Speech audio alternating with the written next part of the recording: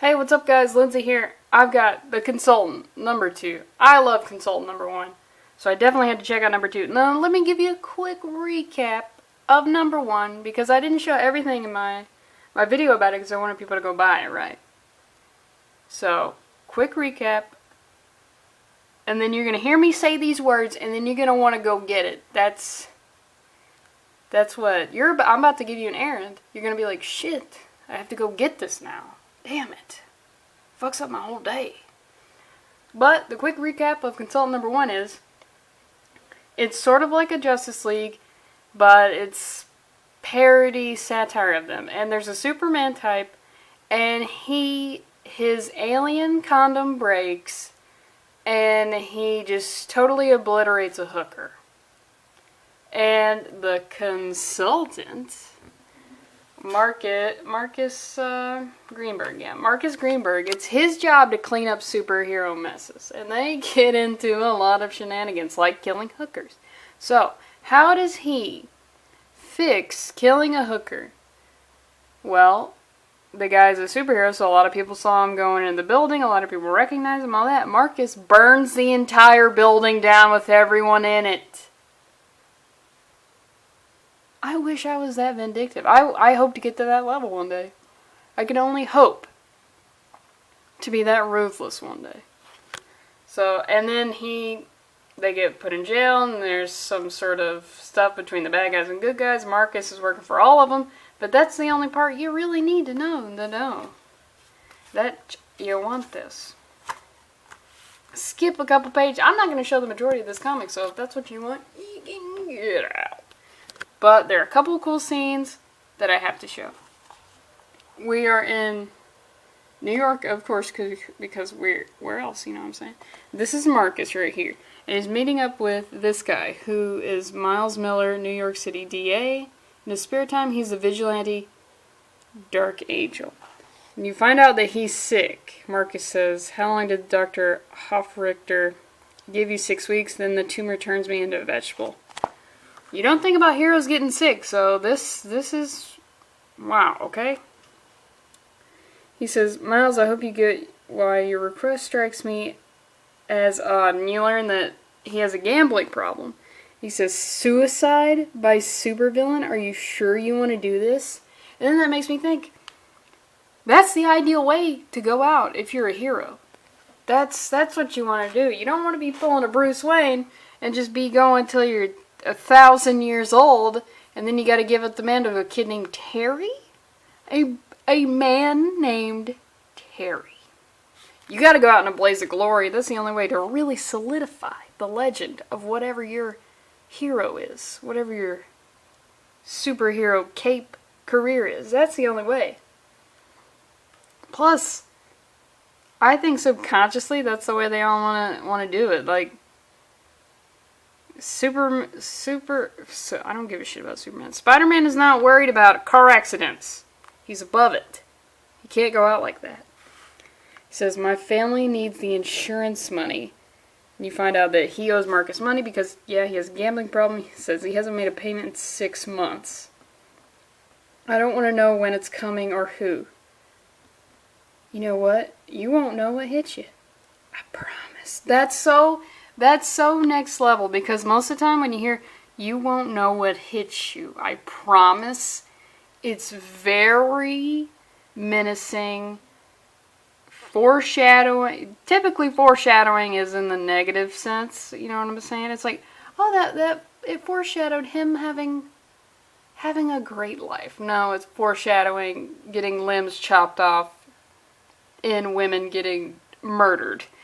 But that's just the tone of it. This comic series has like a lot of interesting things with tone. It's like, you won't know what hit you. I promise, dude. I promise we'll get a supervillain to just kill you so hard in front of everyone so your family can collect this insurance money. It says, "Here's the first part of what I owe you. All we've got on Spartan: witnesses, lab work, everything." And you see these little thought bubbles of, I had to make an example of him, everyone needs to know what happens if you don't pay. He's like, how long?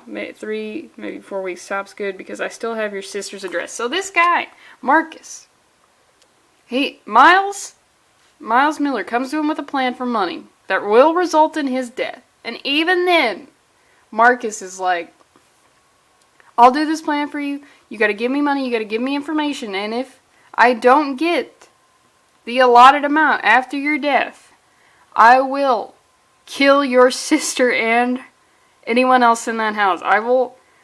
This doesn't end when you die. Oh, that's like a movie tagline right there. Copyright, you can't take that from me. Lindsay Parks, 2018. It's not over when you die.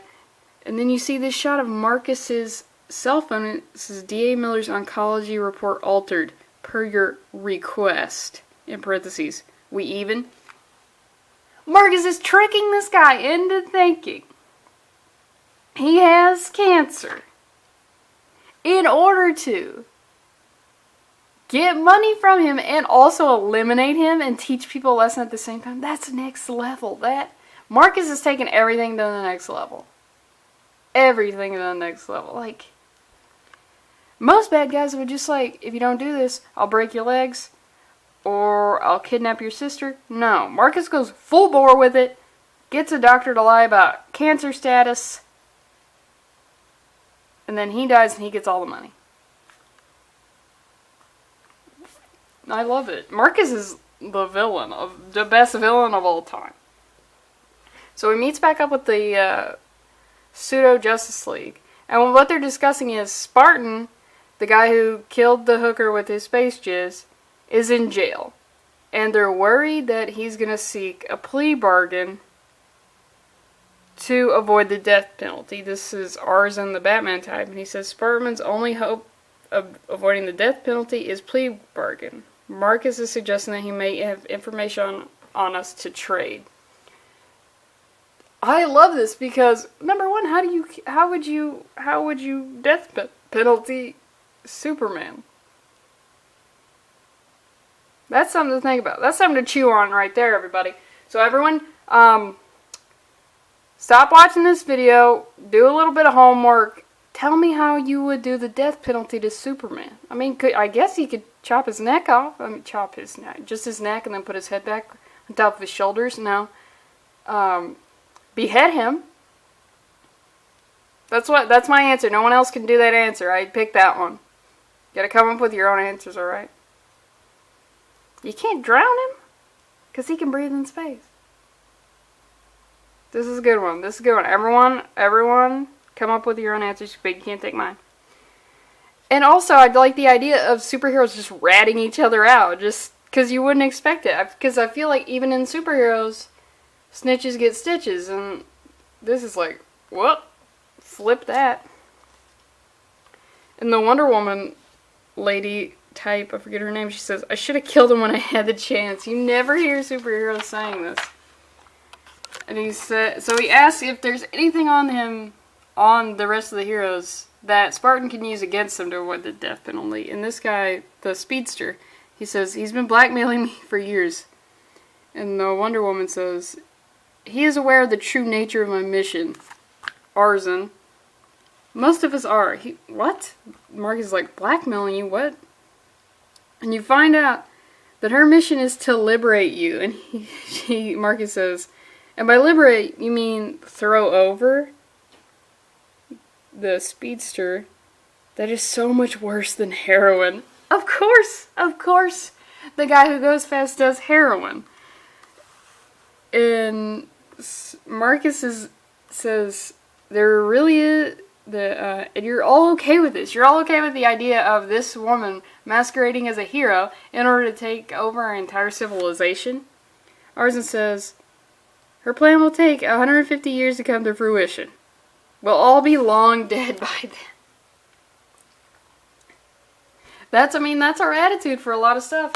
It's like, I have that attitude for my own life. It's like, oh, I could solve my own problems, but I'll be dead in like, could be tomorrow, could be 50 years from now. Why solve any of my own problems? That's too wide of a berth. It's too much there's too many variables. The standard deviation of the parabola. It's just, I can't solve my own shit, alright? You find out that, Spartan was recorded a video of her relaying her plan.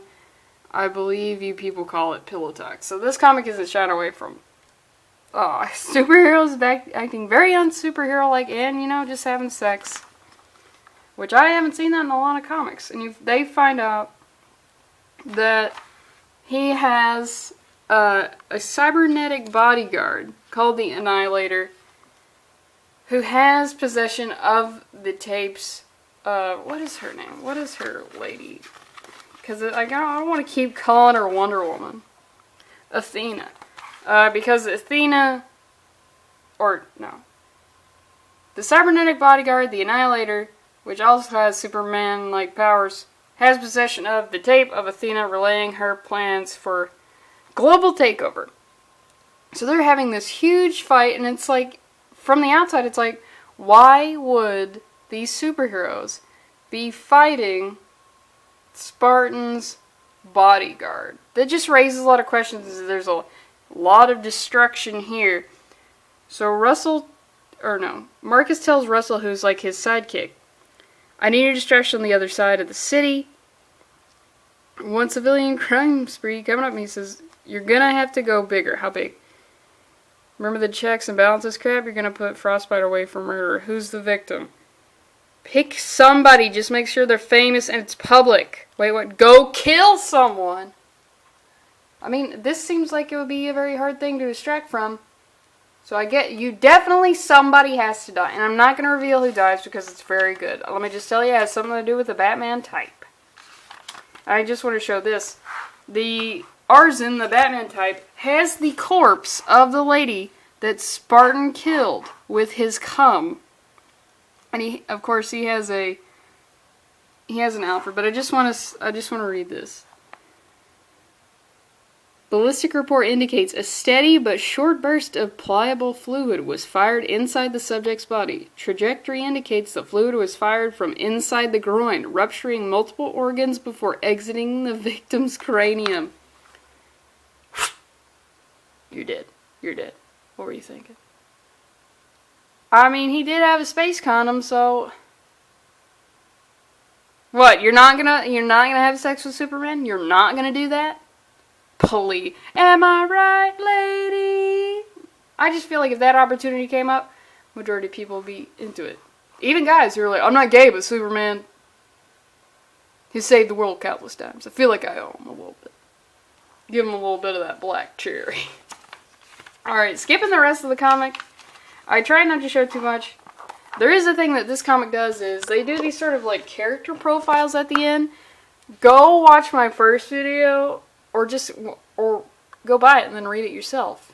Scumbag. How much is this? Yeah, it's full price, but they had this whole thing in the first one where the Aquaman guy, Tiburon, what if he does have powers, you can't dispute it, but what if he's just lying about the Atlantis thing? Like, no one's ever been, he has no Atlantean tech, it's funny. This is Arzen.